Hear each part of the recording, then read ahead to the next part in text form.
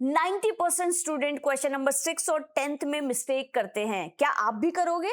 I know आप नहीं करने वाले हो। चलिए बच्चों, आज हम सॉल्व करने वाले हैं क्लास 7 का आईएमओ का पेपर, मैथ्स का ओलंपियाड पेपर, जो कि सैंपल पेपर है। 10 सबसे इंपॉर्टेंट क्वेश्चंस आप यहाँ पे हम लोग डिस्कस करेंगे और सिर्फ आंसर्स ही नहीं सीखेंगे, कैसे कॉन्सेप्ट को क्वेश्चन में अप्लाई किया जाता है, क्या उसके पीछे डिटेल्स होती है, वो सारी चीजें भी डिस्कस करेंगे। और वीडियो को एंड तक जरूर देखना, क्योंकि लास्ट में हम लोग बहुत ही इंपॉर्टेंट टिप्स और ट्रिक्स की बात करने वाले हैं। पेपर पैटर्न यहाँ पे देख सकते हो बच्चों, 50 क्वेश्चन होते हैं, 1 आवर का आपका टाइम होता है, 4 पोर्शन में ये डिवाइडेड होता है और इस तरीके से आपका ये सिलेबस गिवन है। चलिए स्टार्ट करते हैं। First question which is from logical reasoning, that is in a certain code language if elections is written as this, then how will candidate be written as the same in code language. तो सबसे पहले आपको क्या करना है बच्चों, election को यहाँ पे लिखना है ELECTIONS।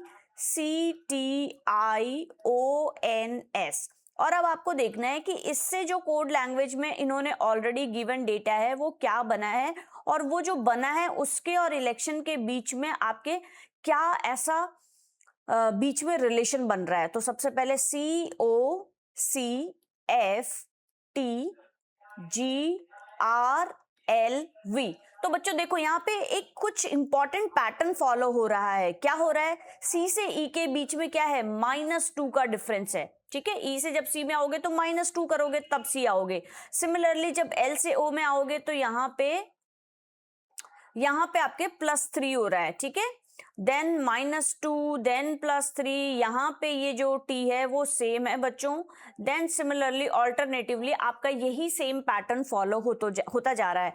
अब आपको क्या निकालना है कि सेम कोड लैंग्वेज में आपको कैंडिडेट का बताना है। तो हम लोग यहाँ पे लिख लेते हैं बच्चों, और सेम पैटर्न को हम लोग यहाँ पे फॉलो करेंगे और फिर देखते हैं कि क्या हमारा आंसर आता है।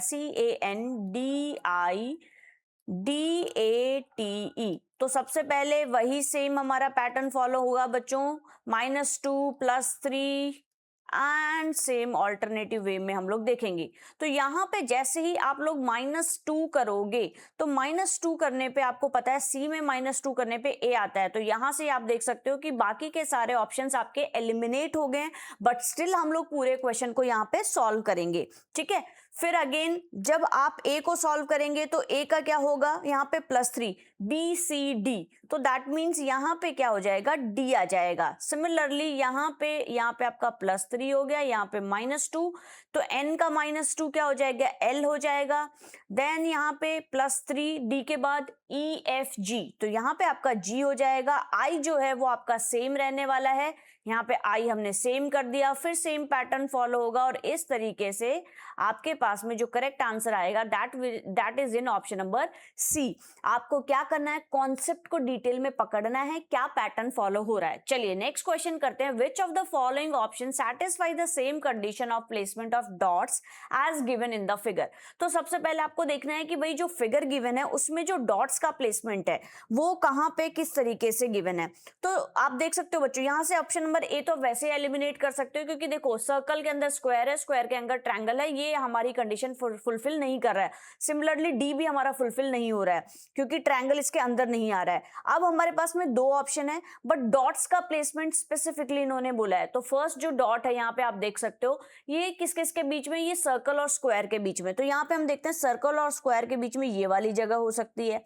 देन यहाँ पे जो सेकंड डॉट है वो क्या है, सर्कल भी है, स्क्वायर भी और ट्रायंगल भी है। सर्कल भी है, स्क्वायर भी है और ट्रायंगल भी है, तो वो यहाँ हो सकता है। और जो लास्ट वाला है वो सिर्फ ट्रायंगल में है, तो वो यहाँ हो सकता है। इसमें ऐसा कहीं पे भी नहीं हमारा प्लेसमेंट बैठ रहा है। So that means the correct placement as per the dots is fits in option number C। समझ में आया? जो आपको डेटा गिवन है उसको देखना है कि कौन सा ऑप्शन बेटर वे में सेटिस्फाई कर रहा है।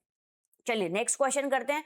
विच of the following option will complete the given figure matrix. अब यहाँ पे भी देखो बच्चों, पैटर्न फॉलो हो रहा है। सेम को हमने क्या कर दिया, सिर्फ इन्वर्टेड कर दिया है, और इन्वर्टेड करने के साथ साथ जो शेडेड पार्ट था उसको तो हमने क्या कर दिया है, रिमूव कर दिया, और जो दूसरा हमारा पार्ट था उसको शेडेड कर दिया है। तो जब इस वाले फिगर को हम लोग नीचे लेके आएंगे तो ये ट्रायंगल हमारा क्या हो जाएगा, इस तरीके से बनेगा, सॉरी उल्टा बनेगा बच्चों, उल्टा ट्रायंगल बनेगा। यहाँ पे मैं बना के दिखा देती हूँ। उल्टा इस तरीके से आप लोगों का ट्रायंगल बनेगा, ठीक है। और सबसे इंपॉर्टेंट बात समझने वाली क्या है कि ये जो हमारा हाफ स्क्वायर था, ओ ये क्या बन गया है, ये आपका दिल बन गया है बच्चों। अभी फिलहाल हमें इसकी जरूरत नहीं है, ये आप अपने पास में रखो संभाल के, बहुत इंपॉर्टेंट है ये। चलिए, ये जो बना आपका, ये आपका शेडेड पार्ट होना चाहिए, ठीक है। तो आप इस तरीके से कैसे ऑप्शंस एलिमिनेट करेंगे कि ये नहीं हो सकता क्योंकि नीचे वाला पार्ट शेडेड नहीं है, इसमें ऊपर वाला पार्ट शेडेड नहीं था तो इस बार नीचे वाला होगा। ये तो आपका आइसक्रीम बना हुआ है तो ये तो कैसे भी नहीं हो सकता है। ये आपका करेक्ट आंसर होना चाहिए क्योंकि यहाँ पे आपको देखना है कि आपका ट्रायंगल भी सही वे में बना होना चाहिए। सो सी इज द करेक्ट आंसर। बाकी के ऑप्शंस हमारे सेटिस्फाई नहीं कर पा रहे हैं कंडीशन को, इस वजह से इसको सेम इन्वर्टेड बना देना है और जो शेडेड पार्ट था उसका पार्ट रिमूव करके दूसरे वाले पार्ट में शेडेड पोर्शन हमें कर देना है।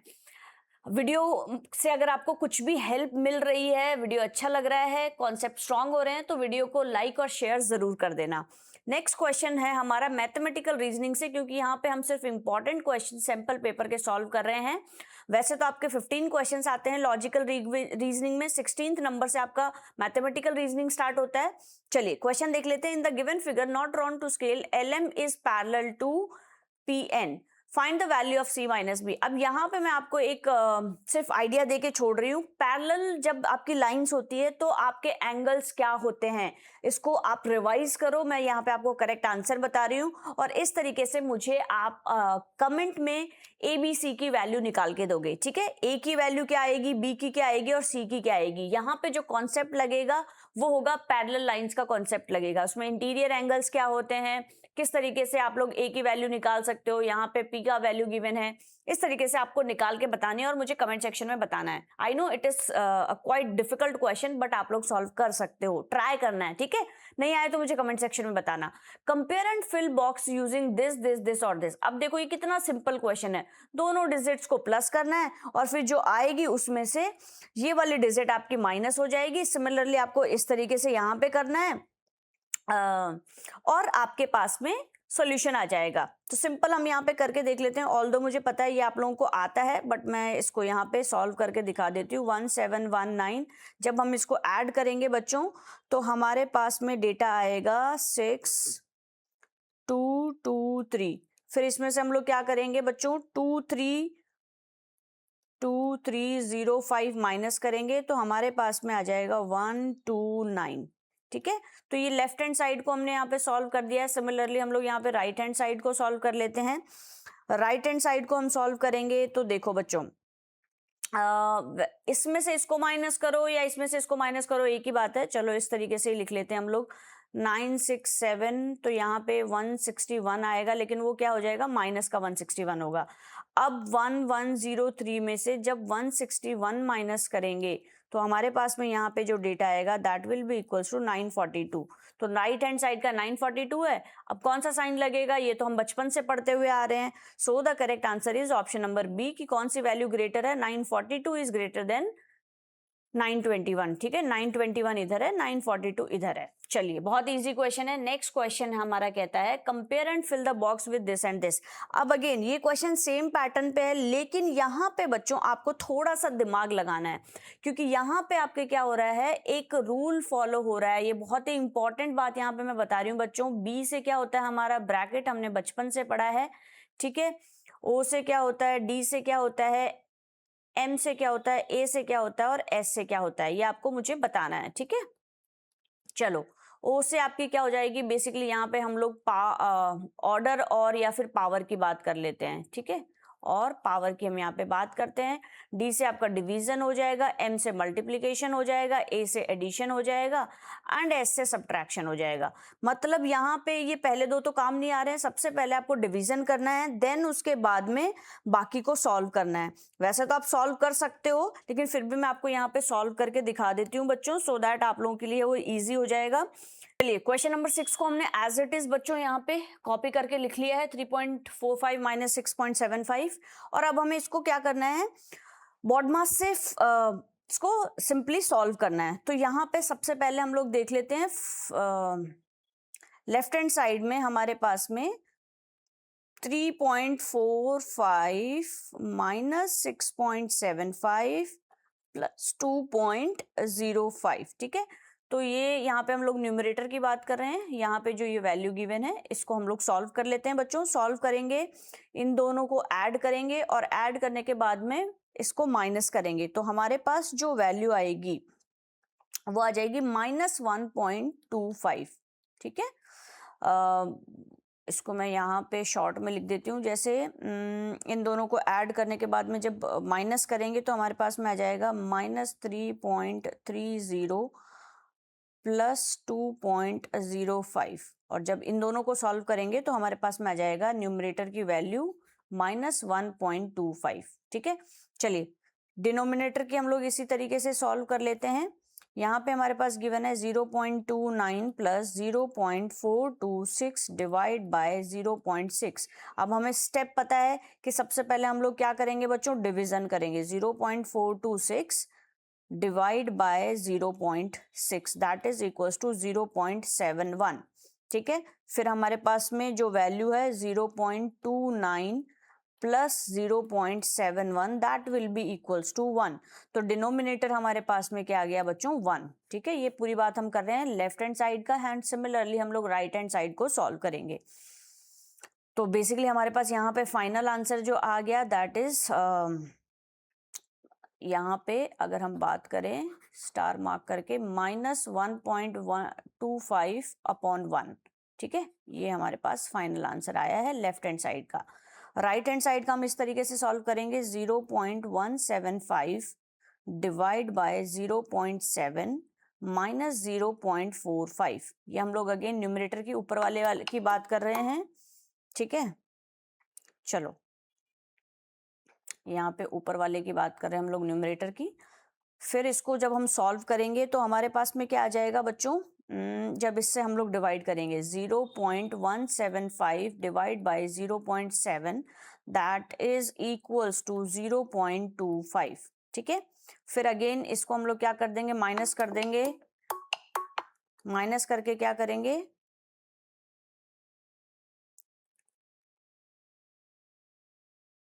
0.25 minus 0.45 that is equals to minus 0.20, ठीक है। ये हमारे पास में किसकी वैल्यू आ गई, ये हमारे पास न्यूमरेटर की वैल्यू आ गई। और इसी तरीके से हम लोग यहाँ पे डिनोमिनेटर निकाल लेंगे बच्चों।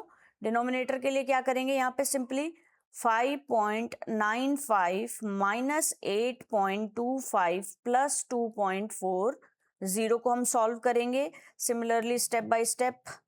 तो इसमें से ये माइनस करेंगे तो हमारे पास में वैल्यू आ जाएगी -2.30 प्लस 2.40। जब इसको सॉल्व करेंगे तो हमारे पास 0.10, ठीक है। तो डिनोमिनेटर की वैल्यू आ गई हमारे पास 0.10। तो यहां से हमारे पास क्या आ गया, -0.20 upon 0.10 that is equals to -2, ठीक है। तो अब आप देखो फाइनल जब हम कंपैरिजन करेंगे तो हमारे पास एक तरफ डेटा आया है बच्चों -1.25, ठीक है, लेफ्ट हैंड साइड में, और राइट हैंड साइड में हमारे पास डेटा आया है -2, ठीक है। और नंबर लाइन पे आप देखोगे तो -1.25 जब हम लोग इसको नंबर लाइन पे देखते हैं, ठीक है, तो आप सभी लोग जानते हो कि -1.25 इज ग्रेटर देन -2, ठीक है, is greater than -2। So that means the correct answer for this question is option number C, ठीक है। समझ में आ गया, क्योंकि जो जीरो के पास होता है वही नंबर बड़ा माना जाता है। आई होप ये क्वेश्चन क्लियर हो गया होगा। सिंपली हमने सिर्फ क्या किया है, इसको सॉल्व किया है। आपको क्या करना है, बहुत केयरफुली सॉल्व करना है बच्चों। यही मैथमेटिक्स की सबसे इंपॉर्टेंट बात होती है कि हमें क्वेश्चन आता था लेकिन जल्दबाजी में, हड़बड़ाहट में ये हमने क्या किया, कैलकुलेशन मिस्टेक कर दी, और फिर फाइनल हमने देखा कि ओ माय गॉड ये तो क्वेश्चन ही गलत हो गया। तो आपको कैलकुलेशन मिस्टेक नहीं करनी है। Now the next question is, Raghav had 147 old stamps. He lost 3/7 of stamps and gave 2/7 of stamps to his brother. How many stamps are left with him now? तो देखो बच्चों, सिंपल सी बात है कि हमारे पास में अगेन इसको बस समझना है। टोटल स्टैम्प्स कितने हैं आपके, टोटल स्टैम्प्स हैं आपके बच्चों 147। देखो बच्चों, दो सेक्शन के क्वेश्चंस हम लोग यहाँ पे सैंपल क्वेश्चंस डिस्कस कर चुके हैं। Now this is the third section, that is everyday mathematics. इससे 10 क्वेश्चंस आएंगे। अभी तक आप लोगों के जो टोटल क्वेश्चन, अगर आप पेपर की बात करें तो 20 + 15, यहाँ पे आप लोग 35 क्वेश्चन कर चुके होंगे, जिनके पर क्वेश्चन पर मार्क्स 1 है। ठीक है, इसके बाद का जो सेक्शन आएगा उसमें सिर्फ 5 क्वेश्चन आएंगे। So now the third section we are solving here, that is everyday mathematics। अब देखो यहाँ पे क्या हो रहा है, टोटल स्टैम्प्स हमारे पास कितने हैं, 147। अब हमने बोला है कि लॉस्ट कितने हुए हैं, लॉस्ट स्टैम्प्स हमारे पास कितने हो जाएंगे बच्चों, लॉस्ट जो स्टैम्प्स हैं दैट इज 3/7। ठीक है, 3/7 हमारे पास में क्या हो गए हैं, लॉस्ट हो गए हैं। देन उसके बाद में अब हमसे क्या पूछा है, गिवन हमें कितना है, गिवन है आप लोगों को 2/7, लेकिन वो किसके, टोटल स्टैम्प के, 3/7 of stamps. He lost 3/7 of stamps. तो दैट मीन्स इसका अगर हम लोग 3/7 निकालेंगे तो that will be equals to 63। और सिमिलरली इसका अगर हम लोग 2/7 निकालेंगे तो that will be equals to 42। तो अब टोटल यूज कितने हो गए, टोटल हमने यूज कर लिए हैं, that is equals to 63 + 42 which is equals to 105। फिर अगर हम टोटल बताएं यहाँ पे 147 थे, तो 147 - 105 is equals to 42 which is in option number A. So the correct answer is option number A. देखो कितना सिंपल था, बस आपको लैंग्वेज को समझना एंड अकॉर्डिंगली सॉल्व करते जाना है, पेशेंस रखना है एंड से शाबाश to yourself from my side my dear students, क्योंकि आप लोग अभी तक यहाँ पे बने हुए हो, you are trying, so I am so proud of you, well done. आप एटलीस्ट ट्राई कर रहे हो, सॉल्यूशन होना नहीं होना दैट इज कंप्लीटली सेकेंडरी, लेकिन you are trying, that is best thing for me. ठीक है, next question is Manvi says that she got 16 more marks than 4 times the number of marks scored by Ashi। कि आशी से 16 more marks किए हैं और 4 times उसके marks आए हैं। Form an equation which gives the marks scored by Ashi। ठीक है, if Manvi scored 72 marks, मानवी के कितने आए हैं, 72 marks आए हैं, तो हम लोग मान लेते हैं कि भाई आशी के जो marks आए हैं, ठीक है, वो क्या है, वो हमारे पास में हमने एज्यूम कर लिया x। ठीक है, तो मानवी के क्या हो जाएंगे, मानवी के हमारे पास हमें गिवन है कि भाई 4 टाइम्स है, ठीक है, प्लस 16 मार्क्स मोर है, तो और मानवी का हमें गिवन भी है कि उसके फाइनल मार्क्स कितने आए, 72। तो इक्वेशन क्या बन जाएगी, 4x + 16 that is equals to 72 which is given in option number, किसमें गिवन है ये, ए में। ठीक है, सो इस तरीके से आप लोगों को इक्वेशंस बनानी सीखनी है। ठीक है, धीरे धीरे आ जाएगी, जब आप ऐसे क्वेश्चंस की प्रैक्टिस करोगे तो आ जाएगी। वीडियो अगर अच्छा लग रहा है तो अपने एक फैमिली या फ्रेंड के साथ इसको जरूर शेयर करें। ठीक है, last question of the video is second last question of the video, जो कि अचीवर सेक्शन का है।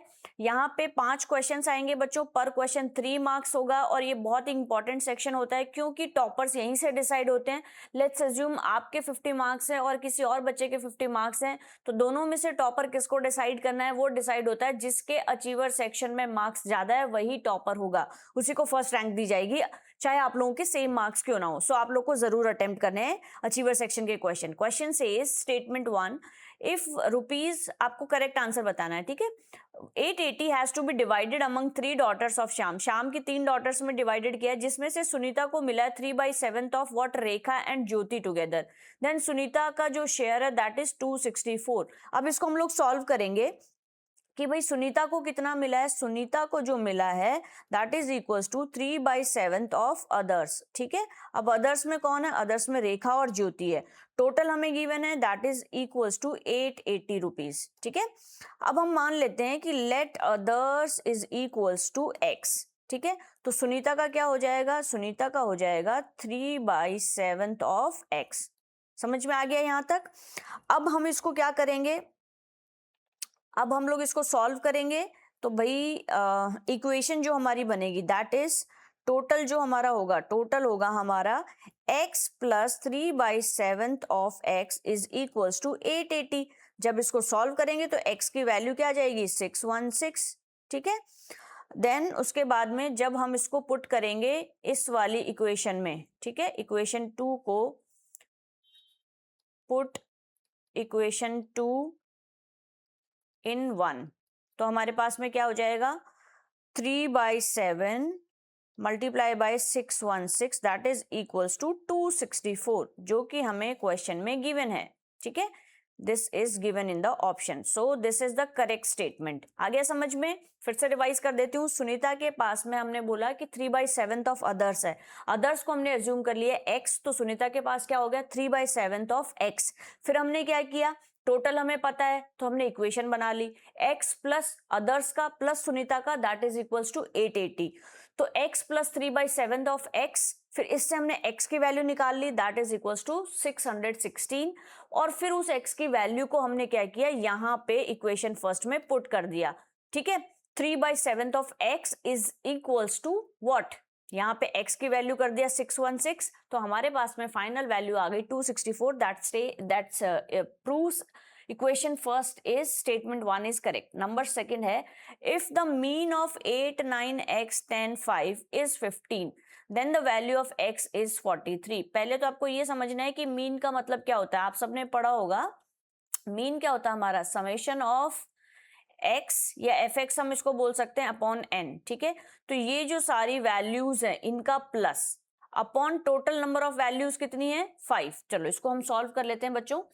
यहाँ पे हमें डेटा गिवन है 8 9, ठीक है, x 8 9 x और क्या था 10 5, ठीक है, 10 और 5, तो हम क्या करेंगे 8 plus 9 plus x plus 10 plus 5 upon total number 1 2 3 4 5 upon 5, और हमारे पास क्या आएगा 15। ये हमें क्वेश्चन में गिवन है, जब हम इसको सॉल्व करेंगे तो हमारे पास आ जाएगा 32 plus x upon 5 is equals to what 15, ठीक है। जब 5 को इधर लेके जाएंगे तो 32 plus x is equals to 15 multiply by 5 that is equals to 75, और इस तरीके से जब x is equals to 75 minus 32 करेंगे तो 43, जो भी हमारा क्या है क्वेश्चन में गिवन है that proves it is a true statement. तो दोनों ही स्टेटमेंट हमारे क्या हो गए करेक्ट हो गए, सो the correct answer is option number ए।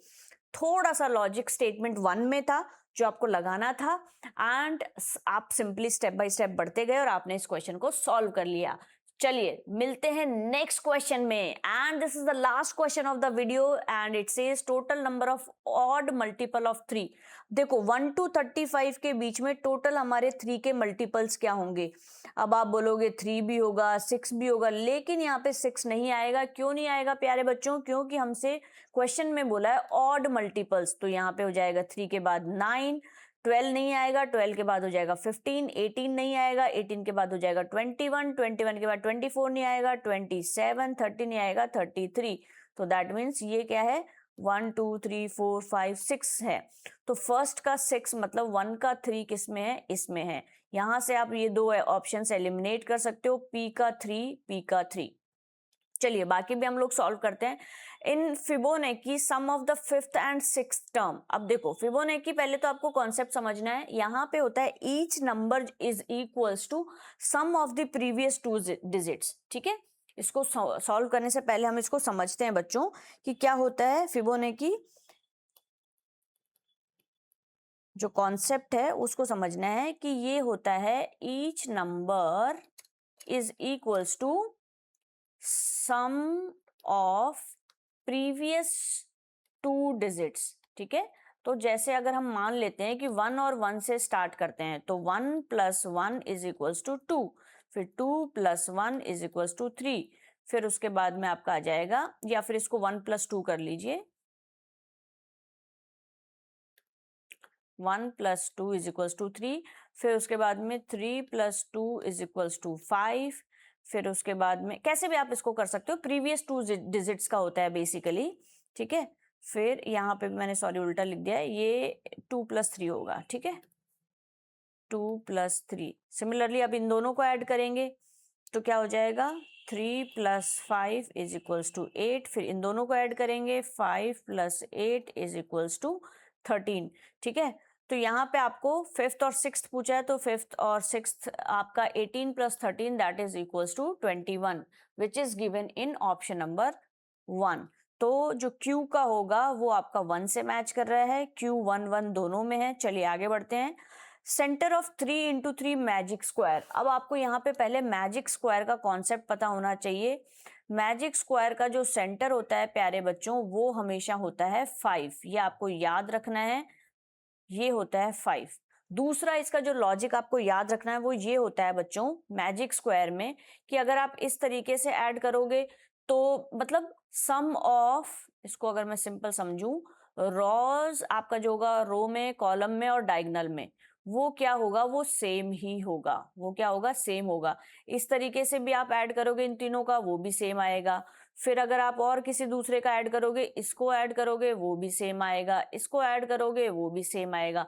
चाहे आप रो को करो, कॉलम को करो, डायगोनल को करो, सबका जो एडिशन है वो क्या होने वाला है, वो सेम ही आने वाला है। जैसे कि फॉर एग्जांपल आप यहाँ पे समझो, अगर मुझे यहाँ पे डिजिट्स को प्लेस करना हो तो डिजिट्स को हम कैसे प्लेस करेंगे। यहाँ पे जैसे सेंटर में मेरा 5 आ जाएगा।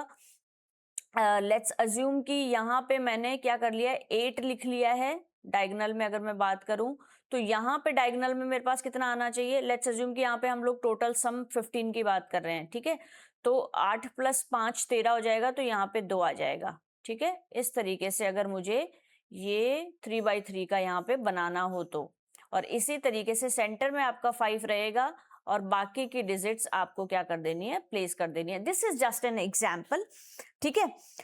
तो इस तरीके से सेंटर में मैजिक स्क्वायर का आपको समझ में आ गया है। मैजिक कैसे होगा, मैजिक स्क्वायर का मतलब सेंटर में आपके 5 आना चाहिए। If ABC is equal to 182 then sum of the digits. अब गिवन है आपको S, क्या गिवन है कि भाई ABC इज इक्वल्स टू 182, तो इसको ऐड कर दो, 1 + 8 + 2 that is equals to 11 which is given in the option number 2। तो इस तरीके से the correct answer is option number D।